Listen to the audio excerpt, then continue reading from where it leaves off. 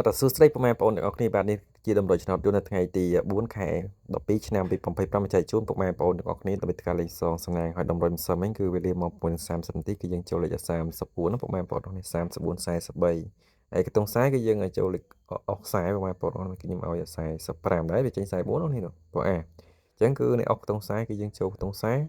ចំពោះអ្នកលេខត្រឡប់គឺយើងចូលលេខ34ពុកម៉ែបងប្អូនទាំងអស់គ្នាមក6:30នាទីកាលពីថ្ងៃទី10 3ម្សិលមិញនេះគឺជាតម្រុយឆ្នោតថ្ងៃទី4សម្រាប់ពុកម៉ែបងប្អូនដែលចូលចិត្តលេងឆ្នោតយូរណាស់ទាំងអស់គ្នាបាទចឹងកុំភ្លេចចុចសញ្ញាមេដៃចុច Subscribe ចុចជាវទាំងអស់គ្នាម្នាក់មួយដើម្បីតាមដានដែលដើម្បីខ្ញុំបាទជារៀងរាល់ថ្ងៃទាំងអស់គ្នាផងដែរហើយនៅឋានលេខអស់ខ្ទង់គឺមានចំនួន2ខ្ទង់ទៀតទេបាទគឺមានខ្ទង់10ក៏ដូចជាខ្ទង់60បាទខ្ទង់60គឺមានចំនួនតែ2គ្រាប់ទេបាទគឺមាន61 67ចំណែកខ្ទង់10វិញគឺមានរហូតដល់13គ្រាប់ពុកម៉ែបងប្អូនអស់គ្នាបាទគឺមានលេខ10គត់11ក៏ដូចជាលេខ15ពុកម៉ែបងប្អូនទាំងអស់គ្នាបាទចឹងលេខត្រឡប់ខ្ទង់60និង10មានដូចជាលេខ16 76 01 51បាទចំពោះលេខតូច12លេខនៅថ្ងៃទី4ខែ12ឆ្នាំ2025យើងនេះពុកម៉ែបងប្អូនទាំងអស់គ្នា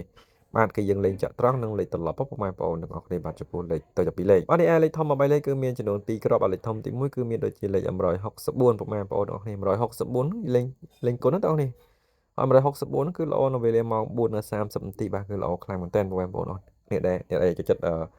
លេងបាទម៉ោង4:30នាទីគឺល្អនៅពុកខាងក្រោមបេសូដេពុកម៉ែបងប្អូនអស់គ្នាបេសូដេបាទអាចលេងពុកពុកហូបងពុកដែរពុកម៉ែបងប្អូនអស់គ្នានិងលេខមួយគ្រាប់ទៀតចុងក្រោយគឺលេខ459ពុកម៉ែបងប្អូនគ្នា459មកយើងលេងចាក់គុណដូចគ្នាបាទចំពោះលេខធំទី2ទាំងអស់គ្នាហើយ459ហ្នឹងគឺវាល្អជាងគេគឺល្អនៅក្នុងម៉ោង6:30នាទីយប់ពុកម៉ែបងប្អូនម៉ោង6យប់អញ្ចឹងអ្នកទាំងគ្នាអាចចាក់ម៉ោង1ក៏បានម៉ោង4ក៏បានពុកម៉ែបងប្អូនគាត់ថាលេខនោះវាល្អជាងគេ